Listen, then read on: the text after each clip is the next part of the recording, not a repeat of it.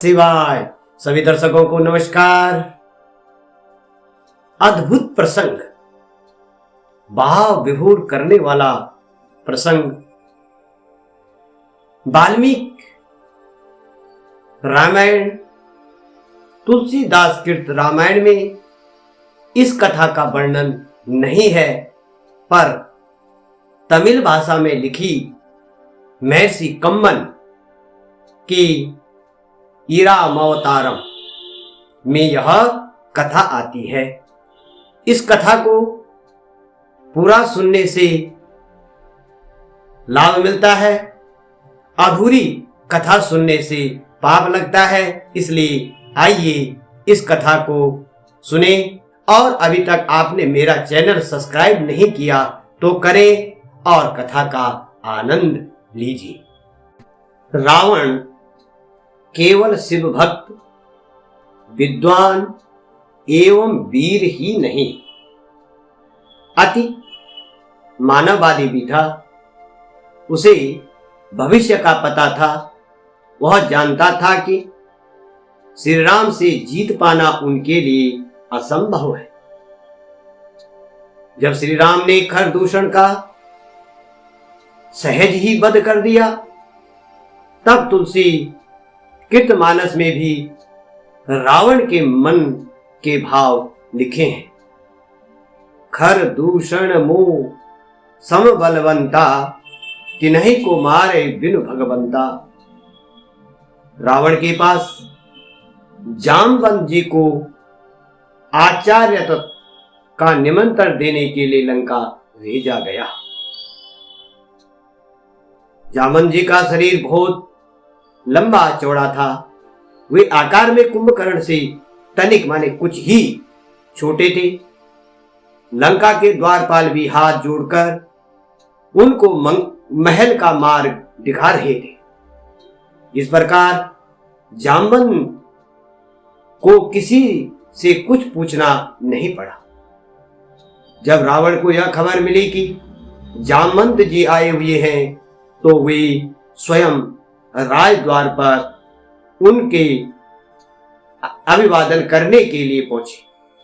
यह देख जामवंत जी ने मुस्कुराते हुए कहा, मैं अभिनंदन का पात्र नहीं हूं। मैं वनवासी श्री राम का दूत बनकर आया हूं। उन्होंने तुम्हें सादर प्रणाम कहा है। रावण ने सभी निवेदन किया, कहा, आप हमारे पितामह के भाई हैं, अर्थात रावण के दादा के भाई। इस नाते आप हमारे पूज्य हैं। आप कृपा करके आसन ग्रहण कीजिए। यदि आप मेरा निवेदन स्वीकार कर लेंगे, तभी संभवतः मैं भी आपका संदेश सावधानी से सुन सकूंगा। जामवंत जी ने आसन ग्रहण किया। रावण ने भी अपना स्थान ग्रहण किया। इसके बाद जामवंत जी ने कहा कि हे वनवासी राम चंद्र जी, समुद्र में पुल का निर्माण करने हेतु यथाशीघ्र भगवान शिव की पूजा करना चाहते हैं। शिवलिंग का विग्रह की स्थापना करना चाहते हैं। इस अनुष्ठान को संपन्न कराने के लिए आपको विद्वान ब्राह्मण आचार्य की पदवी देना चाहते हैं, क्योंकि उनको विद्वान ब्राह्मण आचार्य की आवश्यकता है और आपसे ज्यादा बड़ा विद्वान कोई नहीं है जो उस अनुष्ठान को संपन्न करा सके। क्या आप उनका आचार्य पद ग्रहण करेंगे? मैं उनकी ओर से आपको आमंत्रित करने आया हूं। रावण ने मुस्कान भर स्वर में पूछ ही लिया, क्या राम द्वारा महेश्वर लिंग विग्रह स्थापना लंका विजय की कामना से किया जा रहा है? जामवंत जी ने कहा, जी हां, बिल्कुल ठीक। श्री राम की शिव के चरणों में पूर्ण भक्ति है। जीवन में प्रथम बार किसी ने रावण को ब्राह्मण माना और आचार्य बनने योग्य जाना है। क्या रावण इतना अधिक मूर्ख है? वह चाहेगा कि वह भारतवर्ष के प्रथम विख्यात महर्षि पुलस्त्य के सगे भाई महर्षि वशिष्ठ के यजमान का आमंत्रण और अपने आराध्य की स्थापना हेतु आचार्य पद अस्वीकार कर दे। रावण ने अपने आप को संभाल करके कहा, आप पधारे हैं, यजमान उचित अधिकारी हैं, उसे अपने दूत को संरक्षण देना आता है।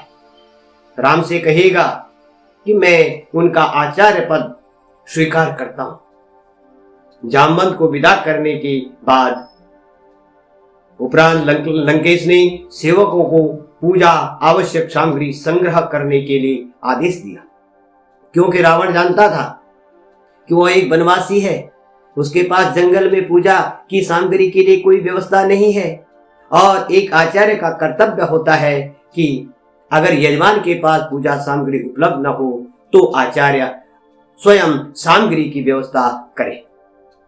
सेवकों को यह आदेश देकर स्वयं अशोक वाटिका पहुंचे। जो आवश्यक उपकरण यजमान उपलब्ध न कर सके उसको जुटाना आचार्य का परम कर्तव्य होता है। रावण जानता है कि वनवासी राम के पास क्या है और क्या होना चाहिए।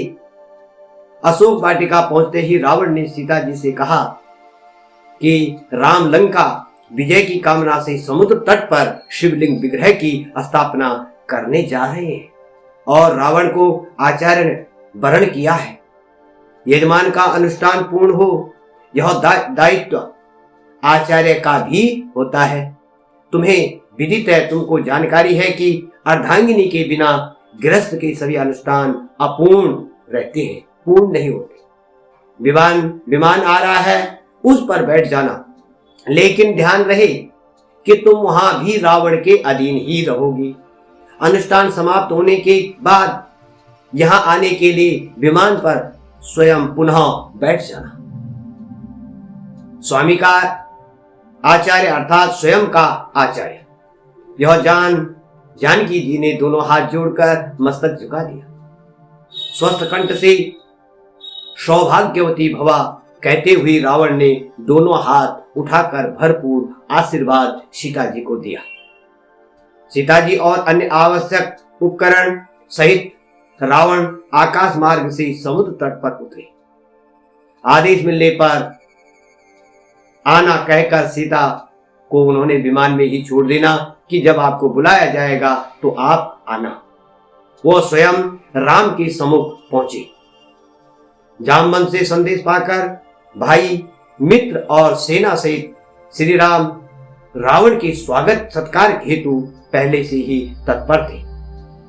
नजदीक सम्मुख होते ही वनवासी राम आचार्य दशग्रीव को हाथ जोड़ करके प्रणाम करते हैं।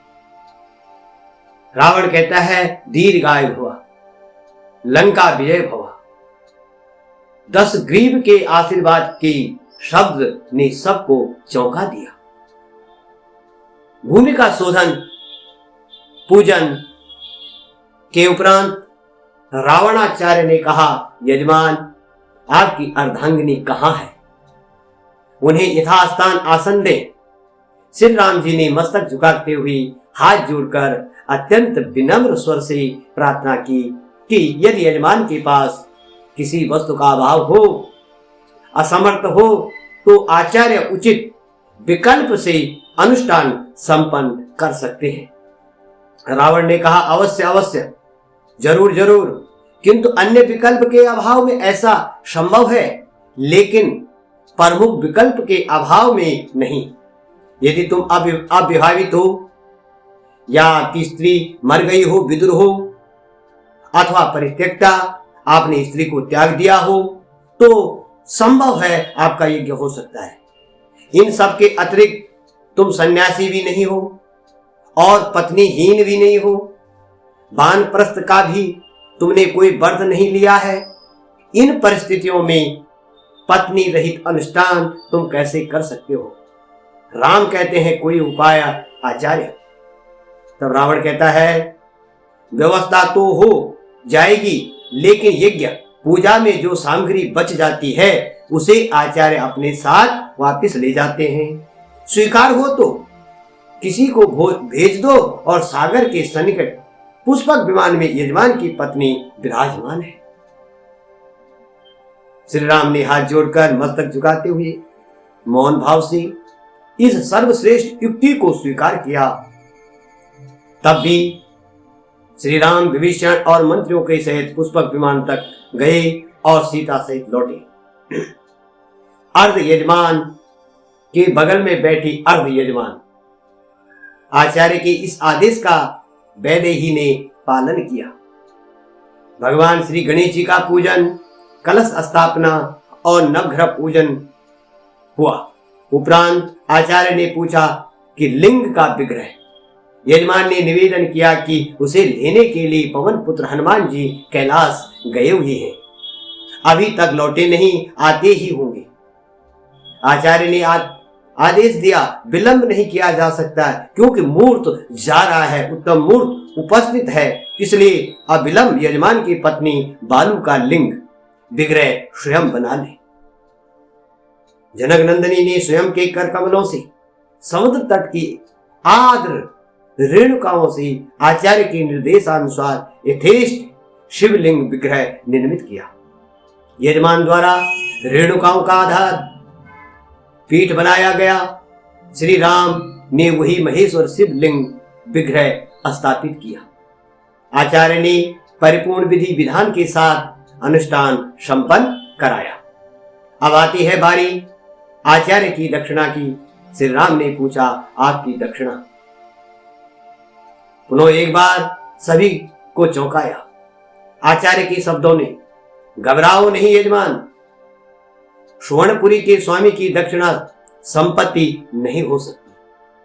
आचार्य जानते हैं कि उनका यजमान वर्तमान में वनवासी है, लेकिन फिर भी राम अपने आचार्य को भी जो भी मांग हो उसे पूर्ण करने की प्रतिज्ञा करता है। तब रावण कहते हैं, हे राम, जब आचार्य मृत्यु शैया पर हो तब तुम मेरी सम्मुख उपस्थित रहे। यही आचार्य ने अपनी दक्षिणा की मांग की। राम कहते हैं, ऐसा ही होगा आचार्य। यजमान ने वचन दिया और समय आने पर निभाया भी। रघुकुल रीति सदा चली आई, प्राण जाए पर वचन न जाई। यह दृश्य वार्ता देखकर सुनकर वहां उपस्थित समस्त जन समुदाय ने कि नयनाभिराम प्रेमा अश्रु जल से भर गए। सभी ने एक साथ एक स्वर से सच्ची श्रद्धा के साथ इस अद्भुत आचार्य को प्रणाम किया। रावण जैसे भविष्य दृष्टा ने जो दक्षिणा मांगी, उससे बड़ी दक्षिणा क्या हो सकती है। जो रावण यज्ञ कर्म पूर्वक करने के हेतु राम की बंदी पत्नी को शत्रु के समक्ष प्रस्तुत कर सकता है, वह राम से लौट जाने की दक्षिणा कैसे मांग सकता है। रामेश्वरम देवस्थान में लिखा हुआ है कि इस ज्योतिर्लिंग की स्थापना श्री राम ने रावण द्वारा कराई थी। जय श्री राम। यह प्रसंग वीडियो आपको कैसे लगा कमेंट में जरूर बताइए और चैनल को लाइक, शेयर और सब्सक्राइब करना न भूलें। धन्यवाद।